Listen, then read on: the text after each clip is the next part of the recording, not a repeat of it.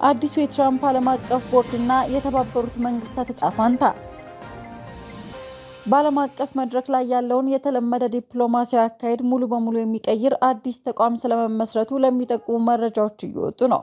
ዶናልድ ትራምፕ የሚመሩት ይህ አዲስ ቦርድ ሀገራት ከአሜሪካ ጋር ያላቸውን ወታደራዊ፣ ሰላምና ዲፕሎማሲያዊ ግንኙነት በአዲስ መልክ እንዲያዩ የሚያስገድድ ሆኗል።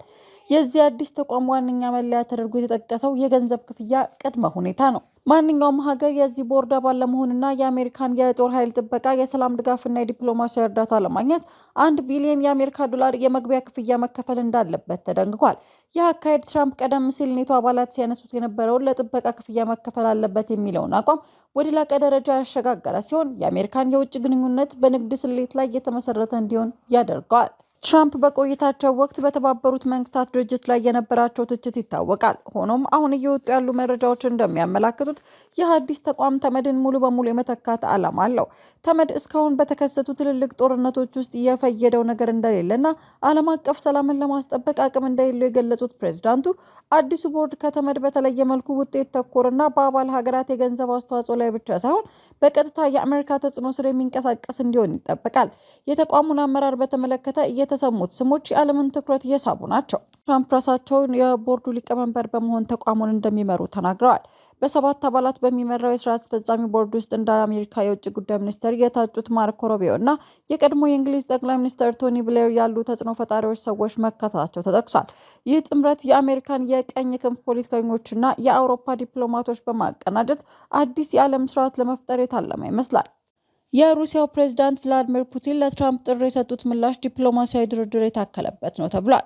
ሩሲያ አዲሱን የሰላም ቦርድ ለመቀላቀልና ከአሜሪካ ጋር በጋራ ለመስራት ዝግጁ መሆኗን ገልጻ $1 ቢሊዮን አባልነቱን ለመክፈል ተስማምተዋል። ነገር ግን ቅድመ ሁኔታን አስቀምጠዋል። ክፍያው የሚፈጸመው አሜሪካና አውሮፓ በዩክሬን ጦርነት ምክንያት እገዳ ጥለው ከያዙባቸው የሩሲያ ቢሊዮን ዶላሮች ላይ ተቀናሽ ተደርጎ ከሆነ ብቻ እንደሆነ አስታውቀዋል።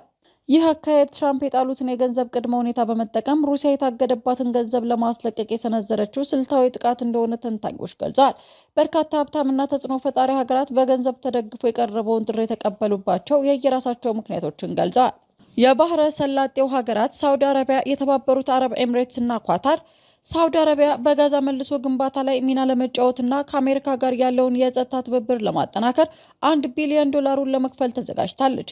ኤምሬትስ ቀጠናዊ ተጽዕኖዋን ለማስፋትና የንግድ ግንኙነቷን ለማሳደግ ስትል ዝግጁነቷን ገልጻለች። ኳታር በዓለም አቀፍ ድርድርና ሽምግልና ላይ ያላትን ሚና ለማስቀጠል ወደ ቦርዱ ለመግባት ፍላጎት አሳይታለች። እስራኤል የቦርዱ ዋነኛ መነሻ የጋዛ ጉዳይ በመሆኑ እስራኤል ያለምንም ጥያቄ $1 ቢሊዮን ከፍላ ቁልፍ ተጠቃሚ ለመሆን ተስማምታለች። ግብጽ በጋዛ ጎረቤቶቿ የሰላም ሂደት አካል ለመሆን እንዲሁም በኢትዮጵያ ላይ ጫና እንዲደረግላት የትራምፕን ማንኛውንም ሀሳብ ለመደገፍና $1 ቢሊዮን ለመክፈል ፍላጎት እንዳላት ተገልጿል። ህንድ በተባበሩት መንግስታት ድርጅት የጸጥታው ምክር ቤት ቋሚ ወንበር ለማግኘት የነበራት ጥረት ስላልተሳካ ይህንን ቦርድ እንደ አማራጭ ለመጠቀም አስባለች። ሃንጋሪና አርጀንቲና የሁለቱ ሀገራት መሪዎች ቪክቶር ኦርባን ሃቭሜር ሜሊ ከትራምፕ ጋር ባላቸው የቅርብ የርዕዮተ ዓለም ወዳጅነት ምክንያት የአውሮፓ ህብረትን ተቃውሞ ወደ አንድ ጎን በመተው ድጋፋቸውን ሰጥተዋል። ጣሊያን በጠቅላይ ሚኒስትር ጆርጂያ ሜሎኒ በኩል ቦርዱን ለመቀላቀል ንግግሮች እየተደረጉ መሆኑ ተጠቁሟል። ኢራን ቻይና ቦርዱን የአምባገነኖች ክለብ ወይም የሀብታሞች መጫወቻ በሚል ይተቹታል። ቻይና ተቋሙን ለመቀላቀል የቀረበላትን ግብዣ ውድቅ አድርጋለች። ቻይና በተመድ በጸጥታው ምክር ቤት ያላትን ድምጽ በድምጽ ለመሻር ስልጣን የሚቀማና ዓለምን በአሜሪካ ቁጥጥር ስር የሚያደርግ መዋቅር ነው ብላ ታምናለች። ትራምፕ የሰላም ቦርዱ ተመድን ሊተካ ይችላል ማለታቸው ቻይናን በከፍተኛ ሁኔታ አስደንግጧል። ኢራን ይህን አካሄድ ዓለምን ወደ ሁለት ጎራ የሚከፍልና የተባበሩትን መንግስታት ድርጅት ህልውናቸውን አደጋ ላይ የሚጥል ነው ብላ ትቃወማለች። አሜሪካ በኢራን ላይ የምትሰነዝረው ጥቃት የመጨረሻ ዝግጅቷን እያጠናቀቀች ነው። የእስራኤል ተጽዕኖ ፈጣሪ የዜና ምንጭ ቻናል 12 ባወጣው ዘገባ ፔንታገን የአሜሪካ መከላከያ ሚኒስቴር በቀጣዮቹ ጥቂት ቀናት ውስጥ በኢራን ላይ ለሚሰነዘር ወታደራዊ ጥቃት የሚያስፈልጉ ዝግጅቶችን እያጠናቀቀ መሆኑ ተገልጿል። ይህ መረጃ የወጣው በኢራን ውስጥ የተንቀሳቀሰው ህዝባዊ ተቃውሞ ወደ ከፋ ደረጃ መሸጋገሩንና የቴህራን አገዛዝ በተቃዋሚዎች ላይ የሚወስደው የኃይል እርምጃ ከአሜሪካ ቀይ መስመር ማለፉን ተከትሎ ነው። እንደ ቻናል 12 ዘገባ የአሜሪካ ወታደራዊ እንቅስቃሴዎች በመካከለኛው ምስራቅ በከፍተኛ ሁኔታ ጨምረዋል። ለዚህም እንደ ማሳያ የቀረቡት ነጥቦች አሉ።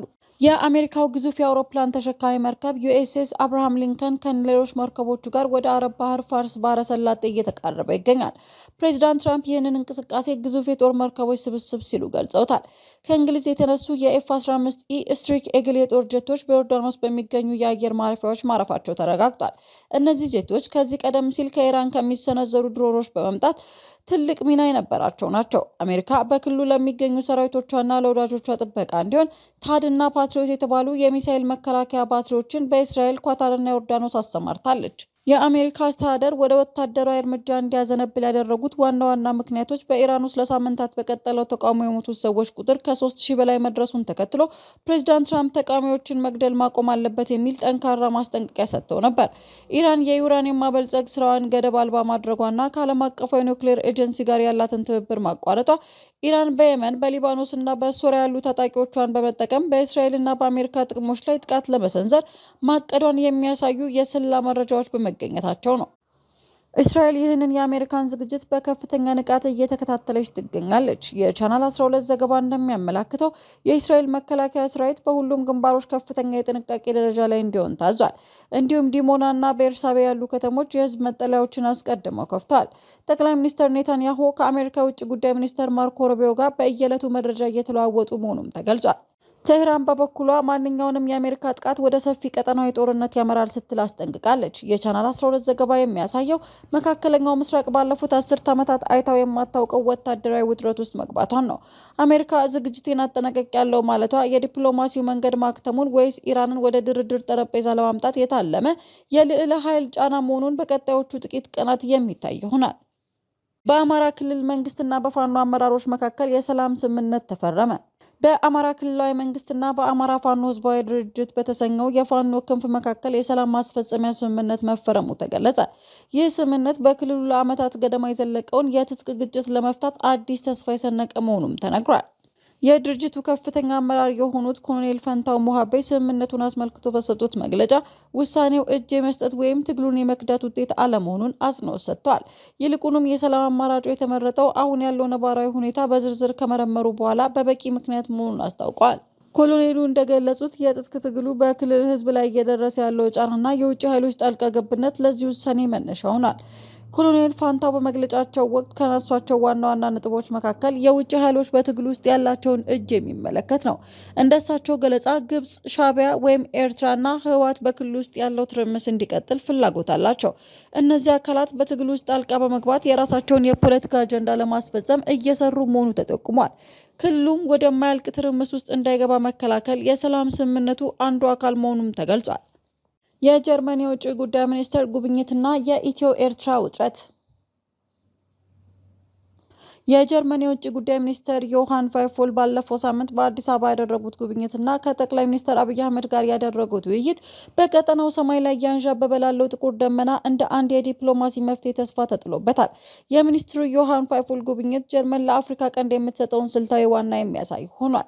ጀርመን በተለምዶ በሰብአዊ እርዳታና በልማት ትብብር ላይ ትኩረት ብታደርግም አሁን ግን በቀጥታ ወደ ፖለቲካዊ የሽምግልናና የደህንነት ጉዳዮች ውስጥ እየገባች መሆኑን ያሳያል። ሚኒስትሩ እንደገለጹት የአፍሪካ ቀንድ መረጋጋት ለጀርመን ብቻ ሳይሆን ለመላው አውሮፓ ወሳኝ ነው። ይህም በቀጥታ ከስደት፣ ከቀይ ባህር የንግድ መስመር ደህንነትና ዓለም አቀፍ ሽብርተኝነት መከላከል ጋር የተያያዘ ነው። ቫደፉል ከአብይ አህመድ ጋር በነበራቸው ቆይታ ሰላም ለንግድና ኢንቨስትመንት ቅድመ ሁኔታ ነው የሚል ጠንካራ መልእክትን አስተላልፏል። ይህ የሚያሳየው ጀርመን ወደ ኢትዮጵያ ካፒታል ለማፍሰስ ያላትን ፍላጎት ቢሆንም ይህ ፍላጎት ግን በቀጠናዊ መረጋጋት ላይ የተንጠለጠለ መሆኑን ነው። የውይይቱ ዋነኛ አጀንዳ በኢትዮጵያና በኤርትራ መካከል እያገረሻ የመጣው ውጥረት ከ2018 የታሪካዊ የሰላም ስምምነት በኋላ ግንኙነቱ ወደ ቀድሞ ጠላትነት እያመራ መሆኑን ተንታኞች ይስማማሉ። የውጥረቱ መንስኤዎች ኢትዮጵያ ቀጥተኛ የባህር በር ለማግኘት የምታደርገው ጥረትና ከሶማሌላንድ ጋር የተፈራረመችው የመግባቢያ ሰነድ በአስመራ በኩል እንደ ስጋት ተቆጥሯል። የፕሪቶሪያው ስምምነት ኤርትራን ያገለለ መሆኑና በክልሉ ያለው የኤርትራ ሰራዊት ሙሉ በሙሉ አለመውጣት ለግጭት መንስኤ ሆኖ ቆይቷል። በክልሉ ያሉ አዳዲስ ውጥረቶች የሶማሊያና የኤርትራ ትብብር ኢትዮጵያን የማግለል አዝማሚያ ማሳየታቸው ውጥረቱን አባብሶታል። ቫደፉል በዚህ ጉዳይ ላይ በሰጡት አስተያየት በሁለቱ ሀገራት መካከል ያለው አለመግባባት በንግግር ብቻ እንዲፈታ አሳስበዋል። ጀርመን በዚህ ረገድ እንደ ገለልተኛ አሸማጋይ የማሳተፍ ፍላጎት እንዳላትም ተጠቁሟል። የጀርመን ውጭ ጉዳይ ሚኒስትር የቀንድ አፍሪካ መረጋጋት ለአውሮፓ ወሳኝ ነው ሲሉ በምክንያታዊነት ገልጸዋል። በሁቲ አማጽያን ጥቃት ምክንያት የቀይ ባህር የንግድ መስመር መስተጓጎሉ ለአውሮፓ ኢኮኖሚ ትልቅ ድንጋጤን ፈጥሯል። የኢትዮ ኤርትራ ጦርነት ደግሞ ይህንን ቀጠና የበለጠ ወደማይወጣበት ቀውስ ሊከተው ይችላል። ጀርመን በኢትዮጵያ በኢነርጂ በግብርናና በቴክኖሎጂ ዘርፎች ላይ የማሰማራት ፍላጎት አላት። ነገር ግን ጦርነት ባለበት ሀገር ኢንቨስትመንት እንደማይታሰብ ቫድፉል በግልጽ አስገንዝበዋል። የዮሐን ቫድፉል አዲስ አበባ መምጣት የቀንድ አፍሪካን ሰላም ለማዳን የሚደረግ የአውሮፓ ጥረት አካል ነው። በኢትዮጵያና በኤርትራ መካከል ያለው ውጥረት በጊዜ ቦምብ ከመሆኑ በፊት እንደ ጀርመን ያሉ ሀያላን ሀገራት በጉዳዩ ጣልቃ መግባታቸው ለቀጠናው ሰላም እንደ ትልቅ መፍትሄ ተወስዷል። ክቡራን አድማጮቻችን ለሰዓቱ ብታዳምጧቸው ያልኳቸውን አጫጭር መረጃዎች ያዳመጣችኋቸውን ይመስላሉ። ስለተከታተላችሁን ከልብ እያመሰገንኩ ከሰዓታት በኋላ በሌሎች አጫጭር ጥንክሮች እስከምንገናኝ በያላችሁበት መልካም ውሎ እመኛለሁ።